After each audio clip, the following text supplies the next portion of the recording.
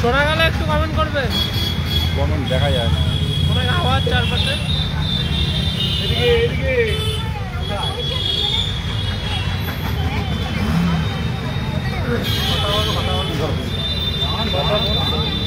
বলছি শোনা গেলে একটু কমেন্ট করবেন, আমাকে মেসেজ করে দিলেও হবে, কারণ এই গ্রুপে করলে শোনা যায় না।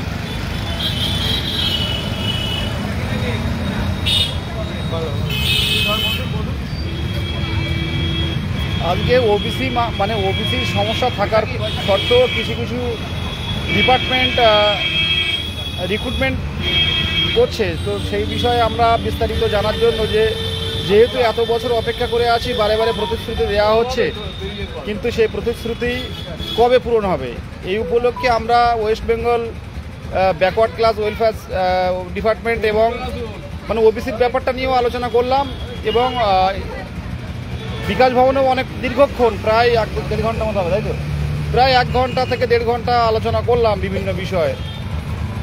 তো বিষয়গুলো যেটুকু বুঝলাম, সরকারের, আমরা তো ডিপার্টমেন্টে কথা বলছি, তো সরকারের যতক্ষণ না পর্যন্ত সরকার নির্দেশ দিচ্ছে ততক্ষণ পর্যন্ত কিন্তু রিক্রুটমেন্ট শুরু করবে কিনা সন্দেহ আছে। আমরা ডিপার্টমেন্টে কথা বলেছি, কিন্তু রিক্রুটমেন্ট কিন্তু সরকারই করে, তো সেই জায়গায় অনেক কথা শুনলাম, সেগুলো তো লাইভে বলা সম্ভব নয়। তো মোহিত আছে, ছোট ভাই আছে, ও একটু বলুক ডিটেলসে না।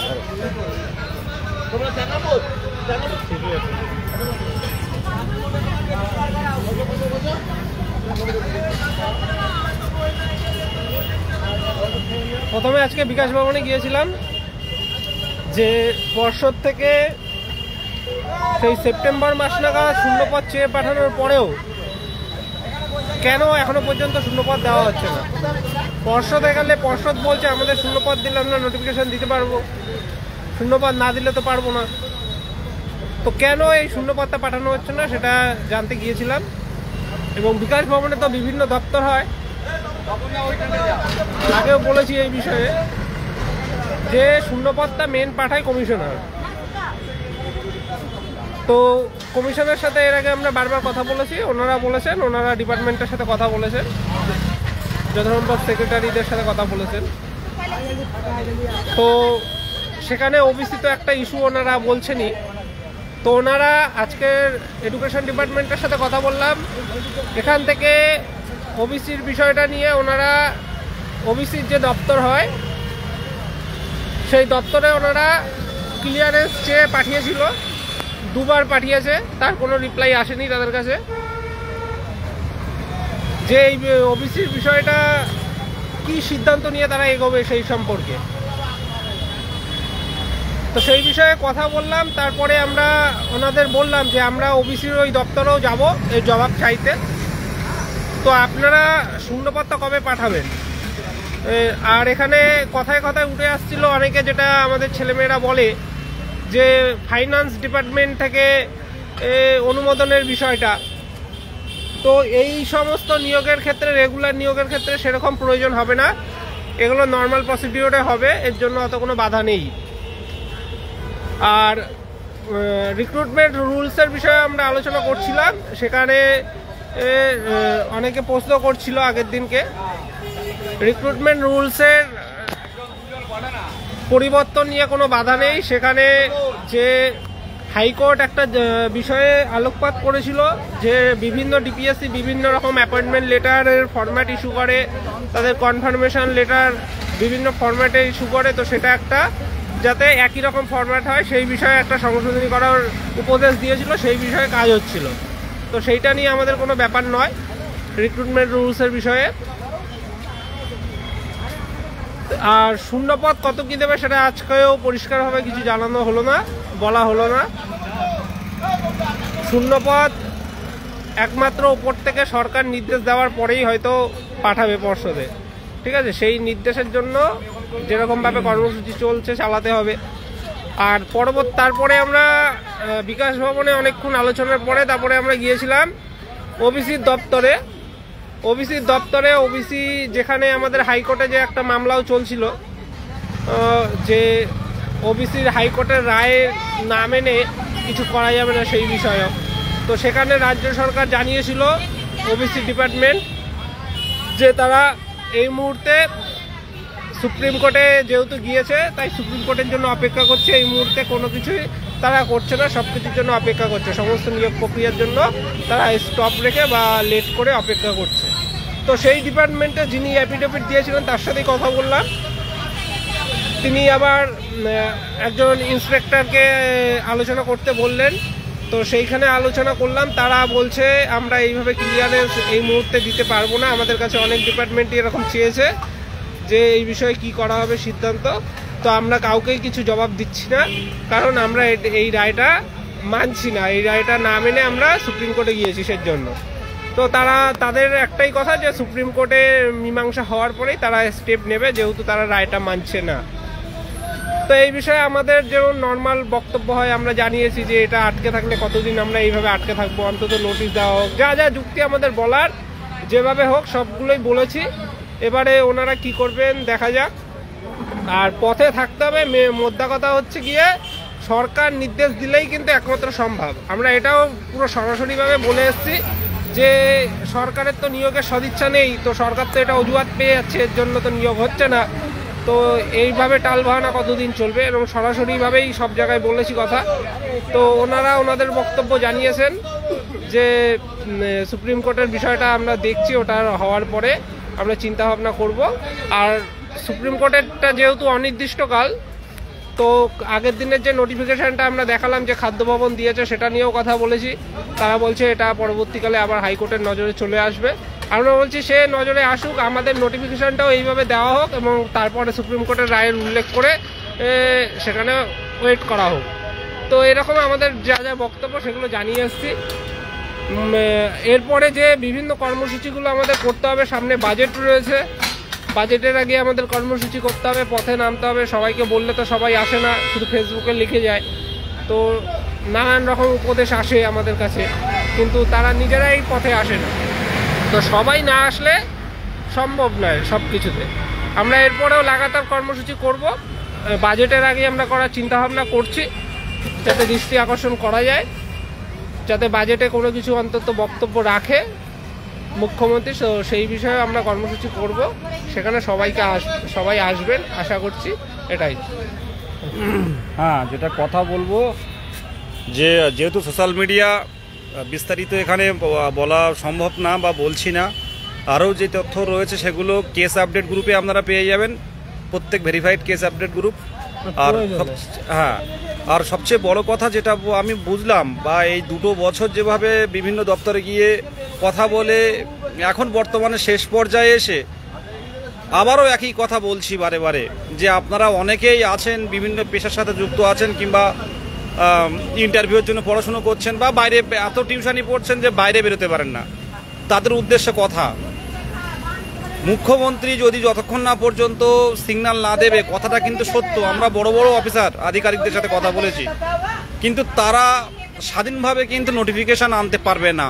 পরিষ্কারভাবে বলছি, স্বাধীনভাবে নোটিফিকেশান আসে না যতক্ষণ না পর্যন্ত সরকার পদক্ষেপ না নেয়। সেই সরকারের পদক্ষেপ বলতে আমাদের মুখ্যমন্ত্রী, মাননীয় মুখ্যমন্ত্রীর হস্তক্ষেপ দরকার। এই জায়গায় দাঁড়িয়ে আপনাদের উপর ছেড়ে দেওয়া হলো, কি করবেন।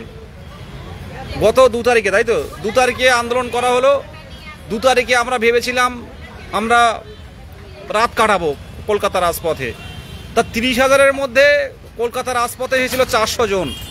তা এর থেকে দুঃখজনক, ভেবেছিলাম আর আসবো না, ভেবেছিলাম আর রাজপথে আসবো না, কিন্তু বাধ্য হচ্ছি নিজের পরিবারের দিকে তাকিয়ে, অনেক বন্ধুদের পরিবারের দিকে তাকিয়ে, যারা প্রত্যেকবার আন্দোলনে আসে।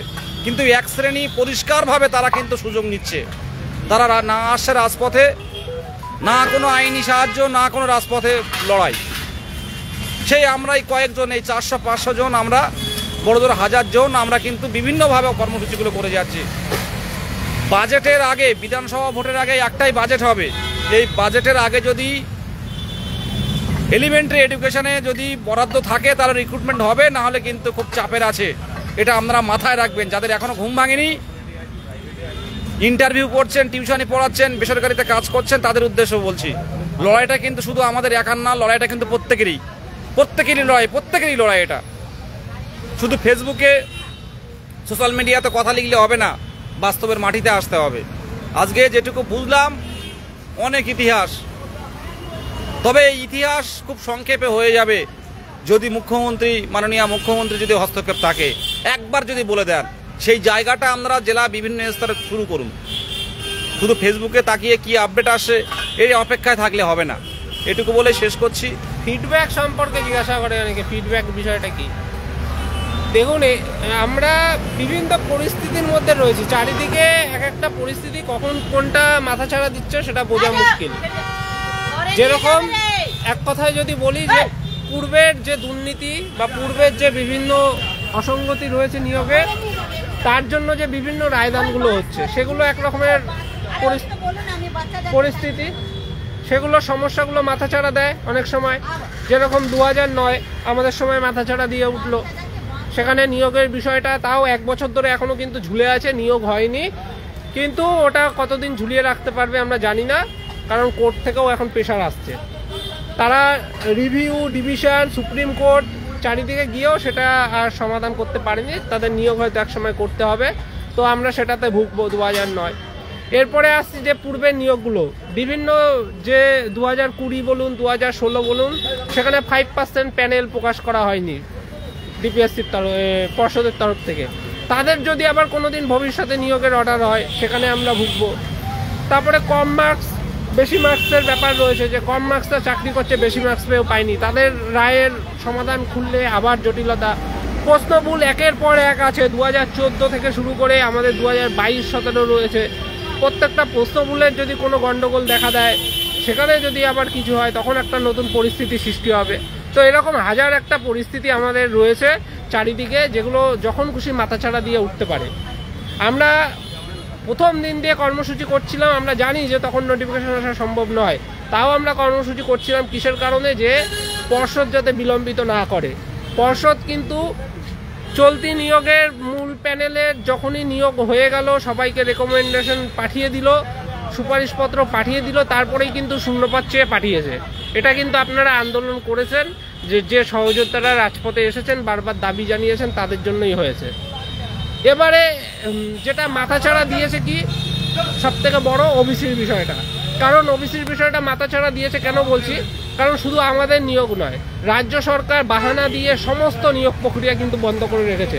যদি রাজ্য সরকার কোনো একটি নিয়োগ প্রক্রিয়া সক্রিয়ভাবে চালিয়ে শেষ করত এই ওবিসি রায়ের মধ্যে, তাহলে আমরা বুঝতে পারতাম যে না, আমাদের সাথে বঞ্চনা হচ্ছে, অন্যদের ক্ষেত্রে এটা করছে না। কিন্তু রাজ্য সরকার কি করেছে, সমস্ত নিয়োগ প্রক্রিয়া কিন্তু বন্ধ করে দিয়েছে, এবং কি হাইকোর্টে তারা এফিডেভিট করে জানিয়েছে যে আমরা সমস্ত নিয়োগ প্রক্রিয়া এই মুহূর্তে স্টপ রাখছি, সুপ্রিম কোর্টের মামলা পর্যন্ত।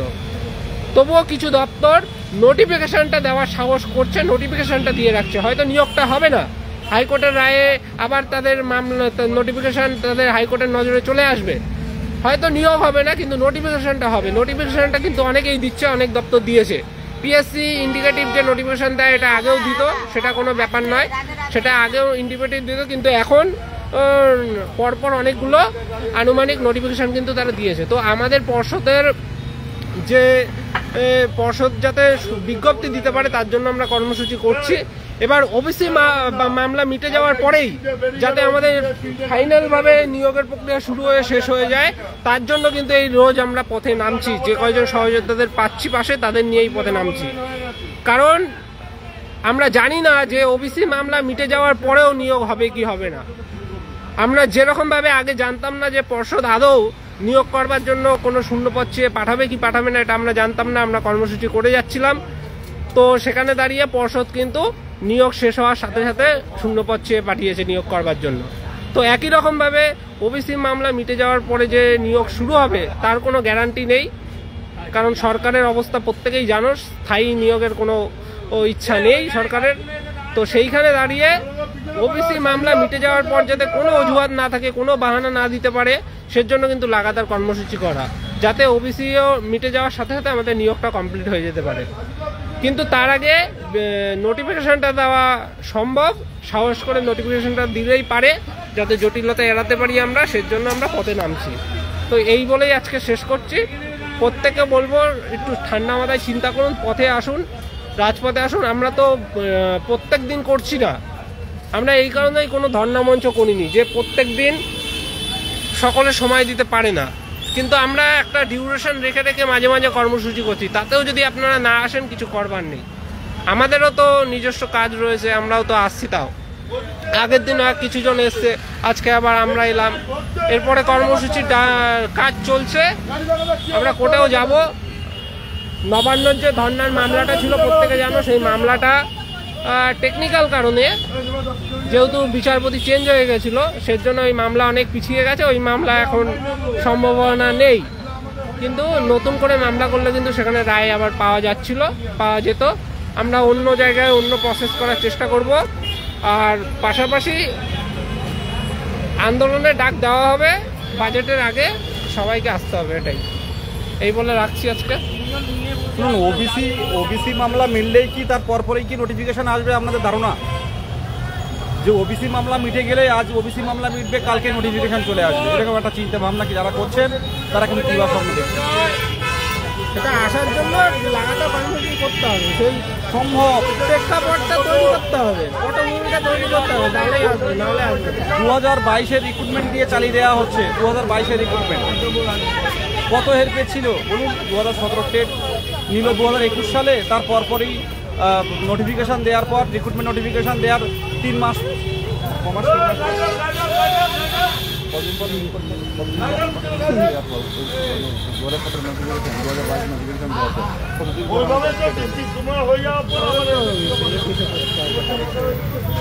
ভেবে দেখুন, সাথে সাথে কিন্তু হয়েছিল। এবার সেই জায়গায় দাঁড়িয়ে আপনারা যদি ভেঙে পড়েন, যদি আপনাদের লক্ষ্য থেকে বঞ্চিত হন, যে হবে না বলে বাদ দিলাম, হবে না, তাহলে কিন্তু দ্বিতীয় আপার প্রাইমারি হতে চলেছে 2022-এ, এটা মাথায় রাখবেন। দ্বিতীয় আপার প্রাইমারি, আমার কথা বলছি, 8 বছর অপেক্ষা করুন। এটুকু বলেই শেষ করলাম।